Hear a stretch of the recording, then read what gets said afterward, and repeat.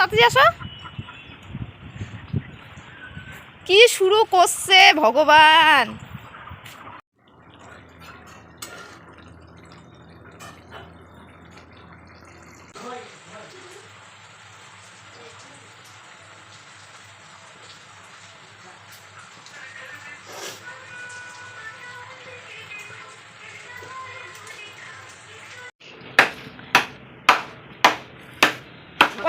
Hello বন্ধুরা, good morning. তোমরা সবাই কেমন আছো? আশা করি সুস্থ আছো, ভালো আছো, আর আমিও খুব ভালো আছি। তো আজকে বুধবার সকাল 8টা বাজে। তোমাদের সবাইকে সাথে নিয়ে আমার ব্লগটা এখান থেকেই স্টার্ট করছি। দেখো, সকালে তো ঘুম থেকে 7টার দিকে উঠেছিলাম। 7টার দিকে উঠে ঘরের সমস্ত কাজ সেরে নিয়েছি, আর এখন রান্না বসাবো। যেহেতু বড় আজকে বাড়িতে আছে, তো আর ভাবছি যে আজকে একটু বেরোবো, তার জন্যই তাড়াহুড়ো করে কাজগুলো সারছি। আর কাজগুলো তার জন্যই তোমাদের সাথে শেয়ার করতে পারলাম না। আর দেখা যাক বেরোতে পারি কি না পারি, ঠিক নেই, যেতে নাও পারি। চলো, তোমরা সম্পূর্ণ ভিডিওটা দেখতে থাকো, সাথে থাকো। আশা করি তোমাদের নিশ্চয়ই ভালো লাগবে।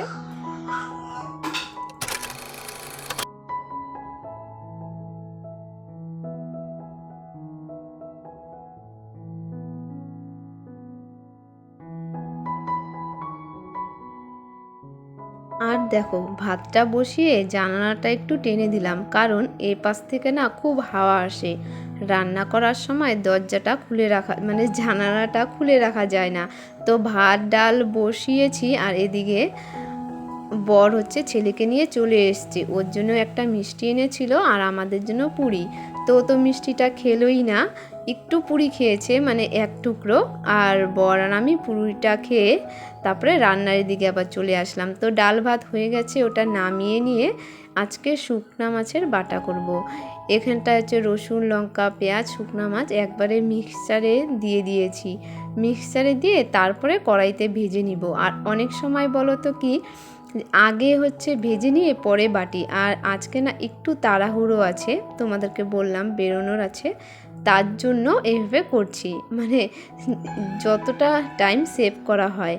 আর দেখো, আজকে সকালে পড়ানো ছিল, পড়াতে যাইনি। আর এদিকে বড় বাড়িতে আছে।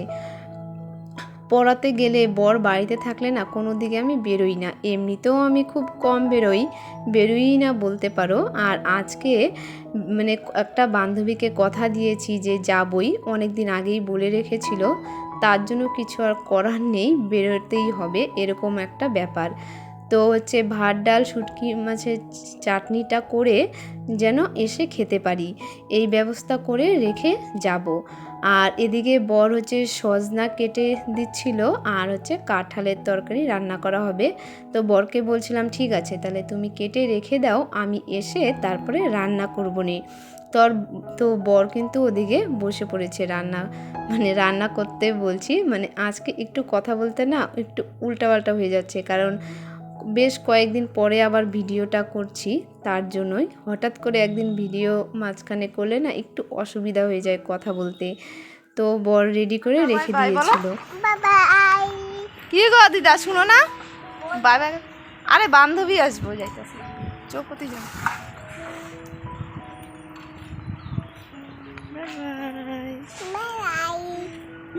ঘর থেকে বের হওয়ার পরে না ছেলেকে নামিয়ে দিয়েছি, বলেছি যে বড় গেটটা পার হ, তারপরে কোলে নি। ও দেখো কি জিদ করছে এতটুকু বয়সে। এমনিতে দেরি হয়ে গেছে, 10টার দিকে বেরোনোর কথা ছিল। একটু আগে ফোন করেছিল বান্ধবী। তো রাস্তায় একটু মানে এগিয়ে গিয়েছি, তাও দেখি আসছে না। পরে আমি আবার যে পিছন দিকে গেলাম, দেখি ও আসছিল, আমাকে দেখে আবার রিটার্ন চলে যাচ্ছে, দেখলে? তারপরে ওকে টেনে নিয়ে আসলাম। আর যাওয়ার পরে, মানে চৌপতি যাওয়ার পরে কি হয়েছে তোমাদেরকে এবার ঘটনাটা বলছি। মানে কারোর জন্য বেশি আশা করে আগ বাড়িয়ে গেলে যা হয়। ওখানটা তো গিয়েছি, গিয়ে ফোন করলাম, তারপরে বান্ধবীটা বলল যে ওর ছেলের সেন্টারে ইঞ্জেকশন আছে, তো আসতে লেট হবে। তো বললাম ঠিক আছে, একটু বসি, তো আয়। তারপরে আবার একটু পরে মানে কিছুক্ষণ পর ফোন করার পর বলল যে আরও লেট হবে, গাড়ি পাচ্ছে না, যে ওদের বাড়িটা একটু দূরে, গাড়ি পেতে দেরি হয়। তো যেহেতু আমি ছেলেকে খাওয়াইনি, স্নান করানো হয়নি, বেলা অনেকটা হয়ে গেছে, তো বললাম ঠিক আছে, তাহলে আমি চলে আসি, তুই আরেক মানে কাউকে নিয়ে পরে চলে যাস, নয়তো অন্য আরেক দিন, এটা বলে চলে আসলাম। মানে ওকে যেহেতু আমি কথা দিয়েছিলাম তার জন্য কিন্তু বেরিয়েছিলাম। রান্নাবাড়া এদিকে কমপ্লিট হয়নি, আমার ছেলের খাওয়ানো হয়নি, তারপরেও ও ছেলের শরীরটা ভালো ছিল না, একটু ডাক্তারের কাছে যাবে বলেছিল, তাই বেরিয়েছিলাম। আর যাওয়ার পরে এরকম অবস্থা, ও জানতো না সেন্টারে হচ্ছে আগে শুয়েছিল, এরকমটাই হয়েছে। তো ঘুরে চলে আসছি, আসার পর বর বলছে এত তাড়াতাড়ি, তারপরে বরকে খুলে বললাম যে এরকম ব্যাপার হয়েছে, ওর ছেলের ইঞ্জেকশন আছে, আগে থেকে জানতো না, ও রাস্তায় বেরিয়েছে পরে জানতে পেরেছে। আর হচ্ছে ওদের ওখান থেকে গাড়ি পেতেও দেরি হয়। তো বললো ঠিক আছে। পরে এসে আমি ছেলেকে খাইয়ে স্নান করিয়ে ঘুম পাড়িয়ে তারপরে আমিও খেয়ে নিয়েছি। আমারও প্রচুর খিদে পেয়েছিল, কারণ সকালে খেয়ে বেরোইনি। আর এখন হচ্ছে 12:30টার মতন বাজে। তো ওদিকে সজনা চচ্চড়িটা নামিয়ে তারপরে কাটলের তরকারিটা বসিয়ে দিলাম। বসানোর পর বড় দিকে ফুচকা নিয়ে এসেছিলো। তো ফার্স্টে তো আমি বলছিলাম খাবো না, কারণ একটু আগেই ভাত খেয়েছি। তো বললো কিছু হবে না, খেয়ে নাও। আর অনেক দিন ধরে ফুচকা খাইও না অবশ্য, তো বেশি খাইনি, 5-6টার মতন ফুচকা খেয়েছি। আর এদিকে হচ্ছে অতক্ষণে আমার রান্নাটা কমপ্লিট হয়ে গেছে। তারপরে এটাতে না নামিয়ে নিলাম। আর বলো তো কি, বর কাঁঠাল কেটে রেডি করে রেখেছিল দেখেই কিন্তু তাড়াতাড়ি রান্নাটা কমপ্লিট হলো, নয়তো অনেকটাই লেট হয়ে যেত। কাঁঠাল কাটতে যে ঝামেলা, আঠাও থাকে আর ঝামেলাও হয়, প্রচুর সময় লাগে কাটতে। আর 2টো কাঁঠাল এনেছিল, একটা রেখে দিয়েছে আর একটা এই যে মানে এখন রান্না করা হলো। আর এখন রান্না করার পরে তো সংসারে আরও কাজ আছেই, তো ওগুলো আস্তে আস্তে এখন হচ্ছে কাজগুলো করে নিব। কাজগুলো করে স্নান করে তারপরে আবার দুপুরের খাওয়া দাওয়া আছে। আর দেখো এদিকে স্নান করার পর আমরা খেতে বসে পড়েছি। কাঁঠালের তরকারি, সজনা, আর আমি হচ্ছে শুটকি মাছের চাটনি নিয়েছি, ডালটা হচ্ছে নেইনি।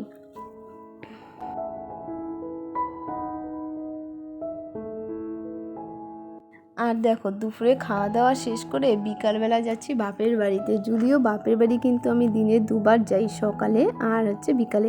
আজকে সকালে যাওয়া হয়নি, বিকালে যাওয়া হচ্ছে। আর বোঝালিটা নিয়ে যাচ্ছি, বাড়িতে একটা পেয়ারা গাছ আছে, ওটা কাটবে।